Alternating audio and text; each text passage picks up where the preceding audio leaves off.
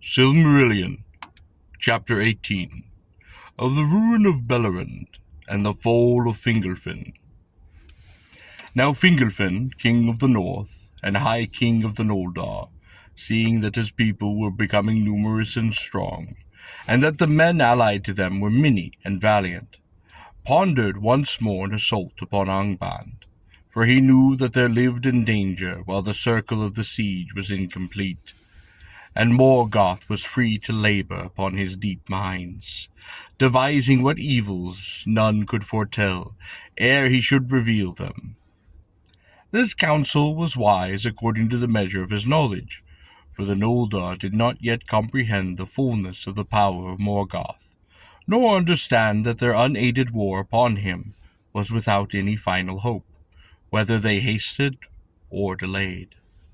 But because the land was fair, and their kingdoms wide, most of the Noldor were content with things as they were, trusting them to last, and slow to begin an assault in which many must surely perish, were it in victory or in defeat. Therefore they were little disposed to hearken to Fangolfin, and the sons of Fëanor at that time least of all. Among the chieftains of the Noldor, Angrod and Agnor alone were of like mind with the king, for they dwelt in regions whence Thingradrim could be descried, and the threat of Morgoth was ever present to their thought. Thus the designs of Fangolfin came to naught, and the land had peace yet for a little while. But when the sixth generation of men, after Beor and Merek, were not yet come to full manhood, it being then 400 years and 55 since the coming of Fangolfin, the evil befell that he had long dreaded, and yet more dire and sudden than his darkest fear. For Morgoth had long prepared his forces in secret, while ever the malice of his heart grew greater, and his hatred of the Noldor more bitter, and he desired not only to end his foes, but destroy also and defile the lands that they had taken and made fair. And it is said that his hate overcame his counsel, so that if he had but endured to wait longer, until all of his designs were full, then the Noldor would have been perished utterly. But on his part he esteemed too highly the valor of the elves, and of men he took yet no account. There came a time of winter, when night was dark and without the moon, and the wild plain of Ardgalen stretched dim beneath the cold stars. From the hill forts of the Noldor to the feet of Thangradrim, the watchfires burned low, and the guards were but few, and upon the plain few were walked in the camps of the horsemen of Ithlam. Suddenly Morgoth sent forth great rivers of flame, that ran down swifter than the Balrogs from Thangradrim, and poured over the plains, and the mountains of iron belched forth fires of poisonous hues, and the fume of them stank upon the air, and was deadly. Thus Ardgalen perished, and fire devoured its grasses, and it became burned in a desolate waste, full of a choking dust, barren, lifeless. Therefore its name was changed, and it was called Angfoli, the gasping dust. Many charred bones had there their roofless grave, for many of the Noldor perished in that burning, who were caught by the running fire, and could not fly to the hills.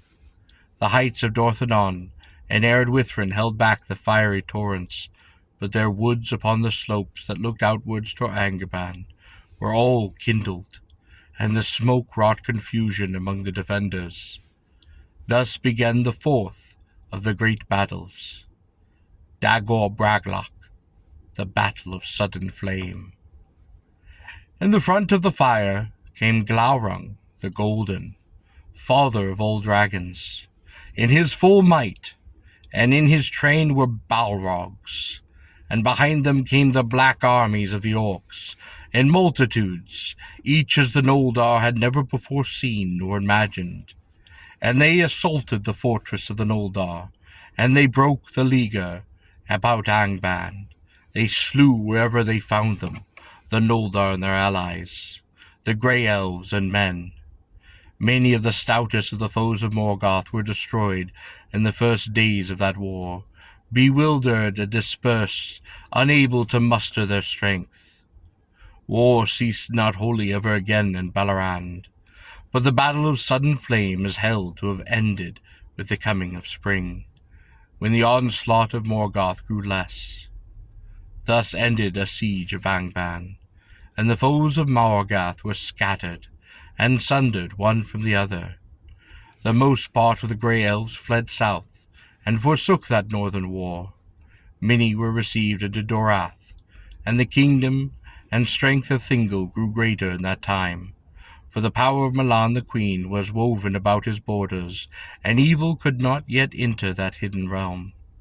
Others took refuge in the fortresses by the sea and in Nagathrond, and some fled the land and hid themselves in Osserand, or passing the mountains wandered homeless in the wilds. Rumor of the war and the breaking of the siege reached the ears of the men in the east of Middle-earth. The sons of Finarfin bore most heavily the brunt of the assault, and Agrod and Agnor were slain. Beside them fell Breglos, lord of the house of Beor, and a great part of the warriors of that people. But Bahir, the brother of Breglos, was in the fighting further westward, near to the pass of Siron. There King Finrod Velgund hastened from the south. He was cut off from his people and surrounded with a small company in the fen of Sarek.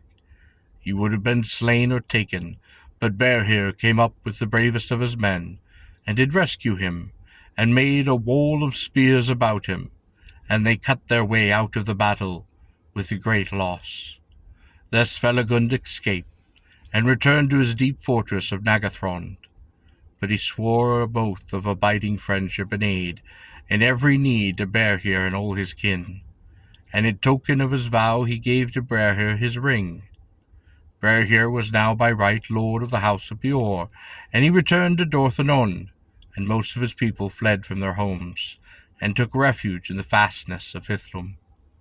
So great was the onslaught of Morgoth that Fingolfin and Fingon could not come to the aid of the sons of Finarfin, and the hosts of Hithlum were driven back with great loss to the fortress of Erdwithrin, and thus they hardly defended against his orcs. Before the walls of Ithilsiren fell, Hardar, the golden-haired, defended the rearguard of his lord Fingolfin, bringing then 66 years of age, and with him fell Gundor, his younger son, pierced with many a black arrow, and they were mourned by the elves. Then Galdor the Tall took the lordship of his father, and because of the strength and height of the shadowy mountains, which withstood that torrent of fire, and by the valor of the elves and the men of the north, which neither Orc nor Balrog could yet overcome, Hithlum remained unconquered. A threat upon the flank of Morgoth's attack, but Fingolfin was sundered from his kinsmen by a sea of foes. For the war had gone ill with the sons of Fëanor, and well nigh all the east marches were taken by assault. The pass of Angian was forced, though with great cost to the hosts of Morgoth.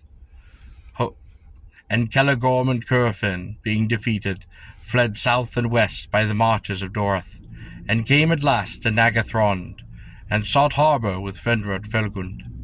Thus it came to pass that their people swelled the strength of Nagathrond, but it would have been better, as was after seen, if they had remained in the east among their own kin. Maedhros did deeds of surpassing valour, and the orcs fled before his face. For since his torment upon Thingerdrim, his spirit burned like a white fire within, and he was one that returns from the dead. Thus the great fortress upon the hill of Himrung could not be taken, and many of the most valiant that remained, both of the people of Dorthanon and of the east marches, rallied there to Maedhros, and for a while he closed once more the pass of Aglon, so that the orcs could not enter Beleraind by that road. But they overwhelmed the riders of the people of Fëanor upon Lothlan, for Glaurung came thither, and passed through Maglor's Gap, and destroyed all the land between the arms of Gillian, and the orcs took the fortress upon the west slopes of Mount Rear, and ravaged all of Thargalon, the land of Caranthur, and they defiled Lake Helivon. Thence they passed over Gilean with fire and terror, and came far into East Beleraind. Maglor joined Medros upon Himring, but Caranthor fled, and joined the remnant of his people to the scattered folk of the hunters, Amrod and Amras, and they retreated and passed Ramdol in the south. Upon Erman Arab they maintained a watch, and some strength of war, and they had aid of the green elves, and the orcs came not into Osserand, nor to Tarim Durnath, and the wilds of the south. Now news came to Hithlim that Dorthanon was lost, and the sons of Finafin overthrown, and that the sons of Fëanor were driven from their lands. Then Fingolfin beheld, as it seemed to him, the utter ruin of the Noldor, and the defeat beyond redress of all their houses. And filled with a great wrath, and with despair, he mounted upon Rocklor his great horse, and rode forth alone, that none might restrain him. He passed over Dornor Fruglith like a wind amid the dust, and all that beheld his onset fled in amazement, thinking that Arome himself had come. For a great madness of rage was upon him, so that his eyes shone like the eyes of a Valar. Thus he came along to Angband's gates. He sounded his horn, and smote once more upon the brazen doors, and challenged Morgoth to come forth to single combat. And Morgoth did come. That was the last time in those wars that he passed the doors of his stronghold. And it is said that he took not the challenge willingly, for though his might was greatest of all things in this world, alone of the Valar he knew fear. But he could not now deny the challenge before the face of his captains, for the rocks rang with the shrill music of Fingolfin's horn, and his voice came keen and clear down into the depths of Angband. And Fingolfin named Morgoth Craven, Lord of Slaves. Therefore Morgoth came, climbing slowly from his subterranean throne, and the rumour of his feet was like a thunder underground. He issued forth, clad in his black armour. He stood before the king like a tower, iron-crowned. His vast shield, sable unblazoned, cast a shadow over him like a storm cloud. But Fingolfin gleamed underneath it as a star, for his mail was overlaid with silver, and his blue shield was set with crystals, and he drew his sword Ringel, and it glittered like ice. Then Morgoth hurled aloft Grond, the hammer of the underworld, and swung it down like a bolt of thunder. But Fingolfin sprang aside, and Grond rent a mighty pit within the earth, whence smoke and fire did dart from. Many times Morgoth essayed to smite him, and each time Fingolfin leapt or moved away as a lightning shoots from under a dark cloud. And he wounded Morgoth with 7 wounds, and 7 times Morgoth gave a cry of anguish, whereat the hosts of Angband fell upon their faces in dismay, and their cries echoed through all the Northlands. But at last the king did grow weary, and Morgoth did bow his shield down upon him. Thrice he was crushed down to his knees, and thrice arose again to bore up his broken shield and his stricken helm. But the earth was rent and pitted about him, and he stumbled, and he fell backwards before the feet of Morgoth. And Morgoth set his left foot upon his neck, and the weight of it was like a full and fallen hill. Yet with his last and desperate strike, Fingolfin hewed the foot with Ringel, and blood did gush forth black and smoking, and did fill the pits of Grond. Thus died Fingolfin, high king of the Noldor, most proud and valiant of the elven kings of old. The orcs made no boast of that duel at the gate, neither do the elves sing of it, for their sorrow is too deep.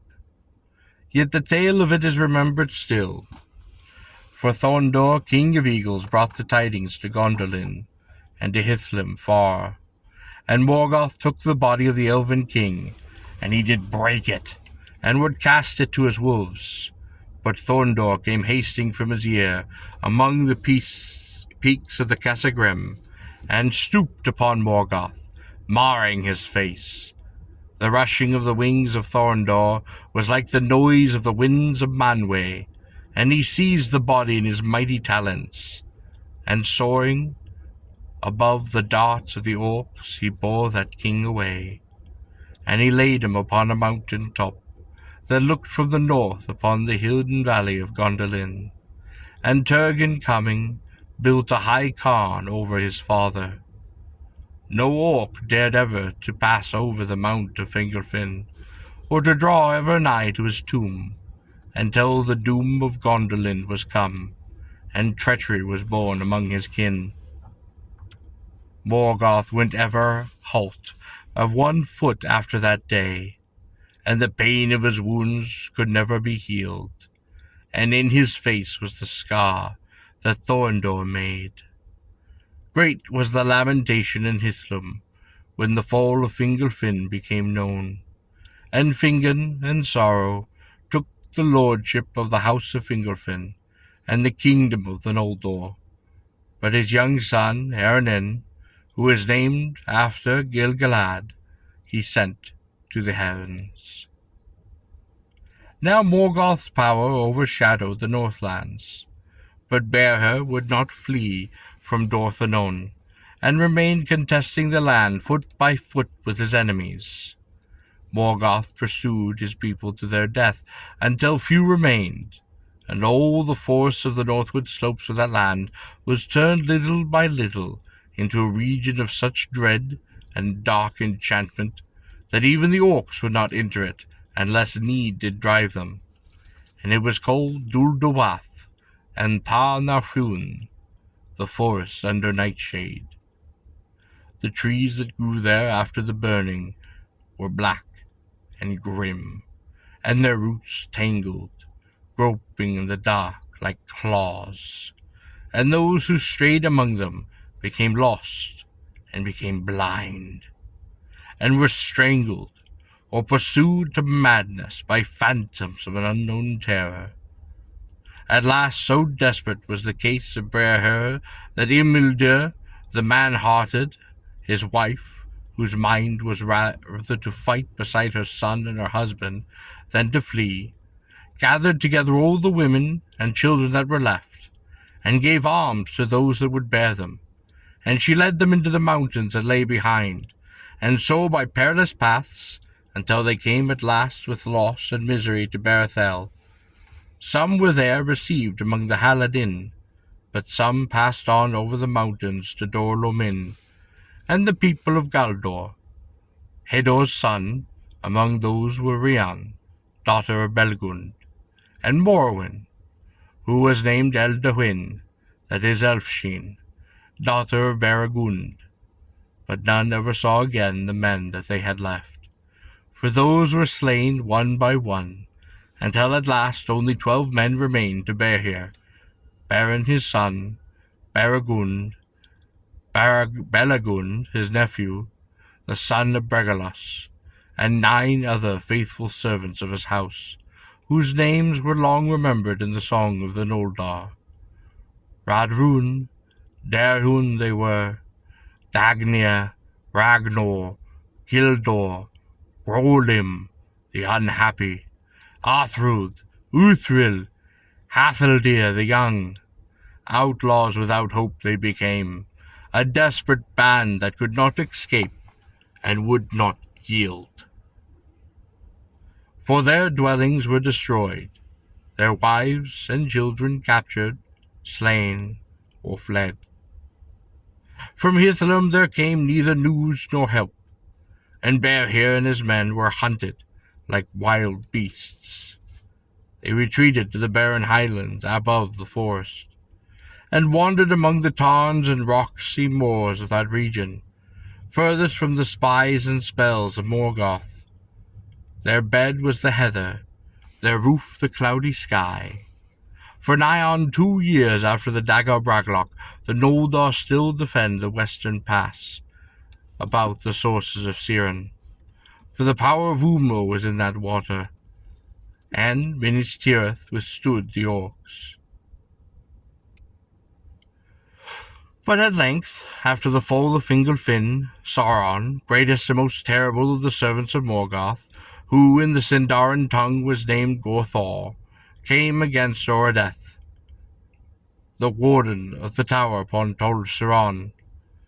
Sauron was become now a sorcerer of dreadful power, a master of shadows and of phantoms, a fool in wisdom, cruel in strength, missaping whatever that he touched, twisting what he ruled. Lord of werewolves, his dominion was torment. He took Minas Tirith by assault, for a dark cloud of fear fell upon those that defended it, and Orodreth was driven out, and fled to Nagathrond. Then Sauron made it into a watchtower for Morgoth, a stronghold of evil, and a menace. And the fair isle of Tol Siron became accursed, and it was called Tol-in-Goroth, the Isle of the Werewolf. No living creature could pass through that veil that Sauron did not espy from the terror where he sat. And Morgoth held now the western pass, and his terrors filled the fields and woods of Beleraind. Beyond Hithlum he pursued his foes relentlessly, and he searched out their hiding places, and he took their strongholds, one by one. The orcs growing ever bolder, and wandered at will both far and wide, coming down Siren in the west, and Kellan in the east. And they encompassed Doriath, and they harried the land so that beast and bird flew before them, and silence and desolation spread steadily from the north. Many of the Noldor and their Sindar they took captive, and led to Angband, and made of them thralls, forcing them to use their skill and their knowledge in the service of Morgoth. And Morgoth sent out his spies, and they were clad in false forms, and deceit was in their speech. They made lying promises of reward, and with cunning words sought to arouse fear and jealousy among the peoples, accursing their kings and chieftains of greed and of treachery one to another. And because of the curse of the kinslaying at Alaquande, those lies were often believed, and indeed as the time darkened, they had a measure of truth, for the hearts and minds of the elves of Beleraind became clouded with despair and with fear. But ever the Noldor feared most the treachery of those of their own kin, who had been thralls in Angband, for Morgoth used some of these for his evil purposes, and feigning to give them liberty, he sent them abroad. But their wills were chained to his, and they strayed only to come back to him again. Therefore, if any of his captives escaped in truth, and returned to their own people, they had little welcome, and wandered alone, both outlawed and desperate. To men Morgoth feigned pity, if any would hearken to his messages, saying that their woes came only of their servitude to the rebel Noldor, but at the hands of the rightful lord of Middle-earth they would gain honor and a just reward of valor if they would leave this rebellion. But few men of the three houses of the Edan would give ear to him. Not even were they brought to the torments of Angband. Therefore Morgoth pursued them with hatred, and he sent his messengers over their mountains. It is told that at this time the swarthy men came first into Beleraind. Some were already secretly under the dominion of Morgoth, and came at his call, but not all. For the rumor of Beleraind, of its lands and waters, of its wars and riches, went now far and wide, and the wandering feet of men were ever set westward in those days. These men were short, they were broad, they were long and strong upon the arm. Their skins were swart or swallow, and their hair was dark as were their eyes. Their houses were many, and some had greater liking for the dwarves of the mountains than for the elves of the woods. But Maedhros, knowing the weakness of the Noldor and the Edan, whereas the pits of Angband seemed to hold store inexhaustible and ever renewed, made alliances with those the new-come man, and gave his friendship to the greatest of their chieftains, Bor and Ulfang. And Morgoth was well content, for this is what he had designed. The sons of Bor were Beleraind, Borlock, and Borthond, and they followed Maedhros and Maglor, and they cheated the hope of the Morgoth, and were faithful. The sons of Ulfang the Black were Ulfist, Ulvoth, Uldar, the Accursed. They followed Caranther, and swore allegiance to him, but proved faithless. There was a small love between the Edan and the Easterlings, and they met seldom, for the newcomers abode along in East Beleraind. But Hedda's folk were shut in Hithlum, and Beor's house was well nigh destroyed, for the people of Haleth were at fast untouched by the northern war, for they dwelt to the southward in the forest of Brethil. But now there was a battle between them and the invading orcs, for they were stout-hearted men, and would not lightly forsake the woods that they had loved. And amid the tale of defeats at the time, and the deeds of the Haladin are remembered with honour, for after the taking of Minas Tirith, the orcs came and ravaged even to the mouths of Siren.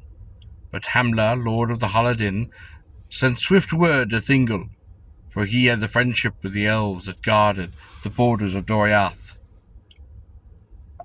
Then Beleric Strongbow, chief of the Marchwardens of Thingol, brought great strength of the Sindar, armed with axes, into Brethil.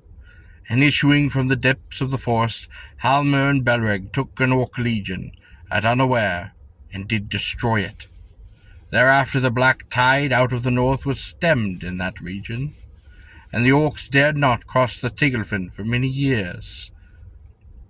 The people of Haleth dwelt yet in a watched peace, and the forest of Bellerith, and behind their guard, the kingdom of Nagathron, all had respite. Then they mustered their strength. At this time Hurin and Huor, the sons of the Galdor of Dor-Lum, were dwelling with the Haladin, for they were akin. In the days before the Dagger Balgoth, these two houses of the Edan were joined at a great feast, when Galdar and Galadriel, the children of Haldar Goldenhead, had wedded to Hareth and Hilda, the children of Halmar, lord of the Haladin. Thus it was that the sons of Galdar were fostered in Brethil by Haladar, their uncle, according to the custom of men in that time. And they went both to that battle with the orcs, even Huor, for he would not be restrained, though he was but 13 years of age. But after being with a company that was cut off from the rest, they were pursued to the hill to the fords of Brithilach, and there they would have been taken or slain, but for the power of Ulmo, that was still among the Siren. A mist arose from that river, and hid them from their enemies, and they escaped over the Brithach into the Dambar, and wandered among the hills beneath the sheer walls of the Casagrim, until they were bewildered in the deceit of that land, and knew not the way to go upon or to return.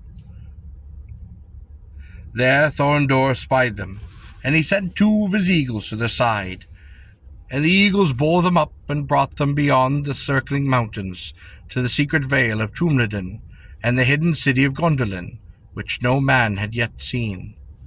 There Turgon the king received them well, and he learned of their kin, for messengers and dreams had come to him up the Siren from the sea, from Ulmo, the lord of the waters, warning him of woe to come, and counseling him to deal kindly with the sons of the house of Hador, from whom help should come to aid him at need.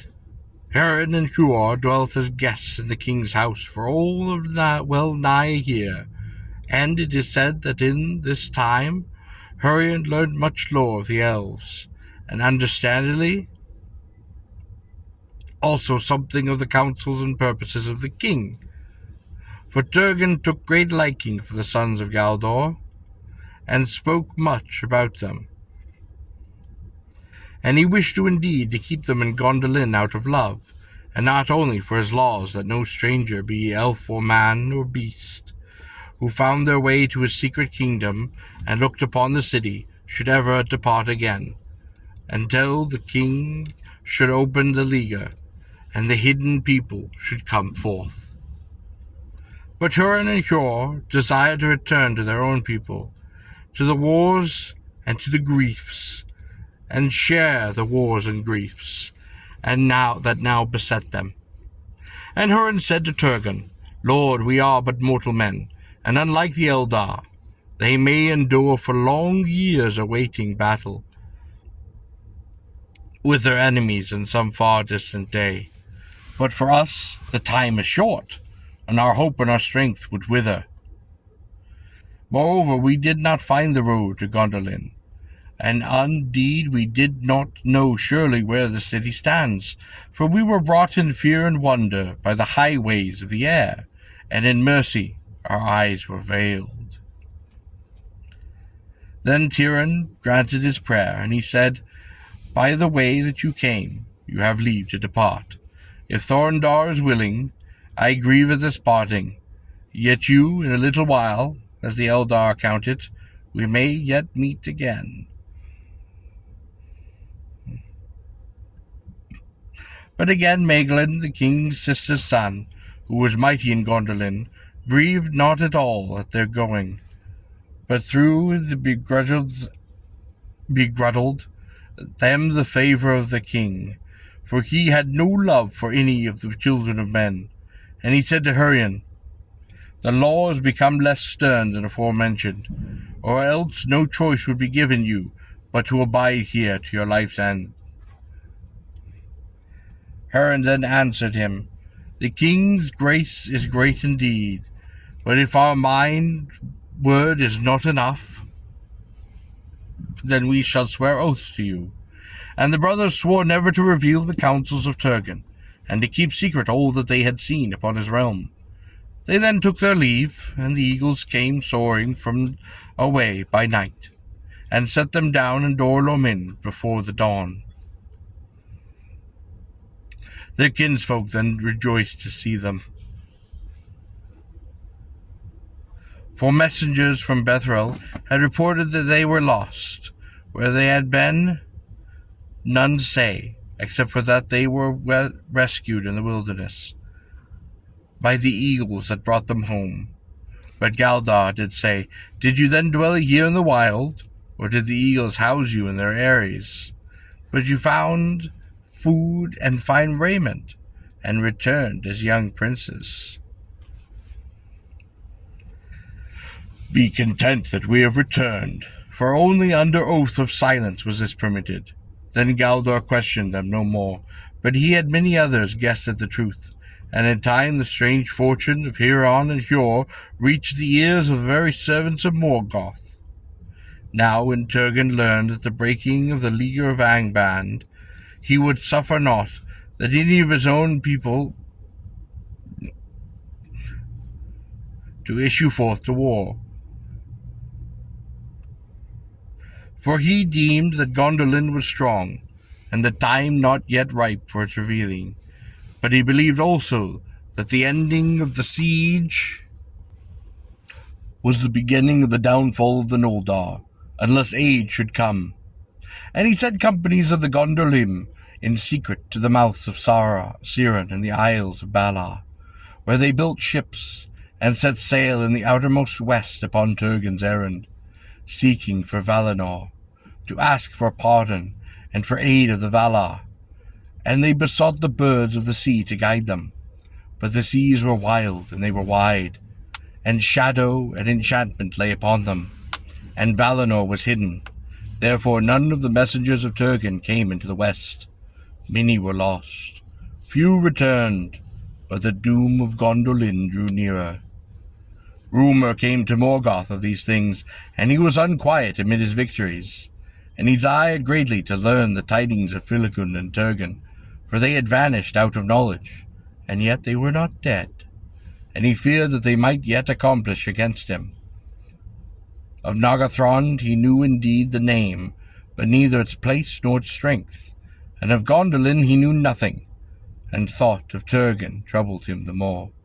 Therefore he sent forth ever more spies into Beleraind, but he recalled the main hosts of his orcs to Angband, for he perceived that he would not yet make a final victorious battle until he had gathered a new strength, and that he had not measured rightly the valour of the Noldor, nor the might in the arms of the men that fought beside him, great though his victory had been in the Beleraind in the year after, and grievous the harm that he had done to his enemies. His own loss at Dorthonin and the pass of Sirion, the Eldar recovering from their first dismay, began now to regain what they had lost. Thus Beleraind in the south had a semblance of peace again for a few brief years, but the forges of Angband were full of labour. When 7 years had passed since the fourth battle, Morgoth renewed his assault, and he sent greater force against Hithlum. The attack upon the phases of the shadowy mountain was bitter. In the siege of the Ithilsirin, Galdar the Tall, lord of Dor Imin, was slain by an orcish arrow. That fortress he held on behalf of Fangolfin, the High King, and in that same place his father Hador Lyrindin died, but a little time before. Hurin, his son, was then newly come to manhood. But he was great in strength in both of mind and body, and he drove the orcs with a heavy slaughter from Ered Withrin, and pursued them far across the sands of Angorfogren. But King Fingon was hard put to it to hold back the army of Angband that caused down from the north, and battle was joined upon the very plains of Hithlum, and there Fangolfin was outnumbered, but the ships of Círdan sailed in with great strength up the firth of Dringist, and in the hour of need the elves of the Fallis came upon the host of Morgoth from the west.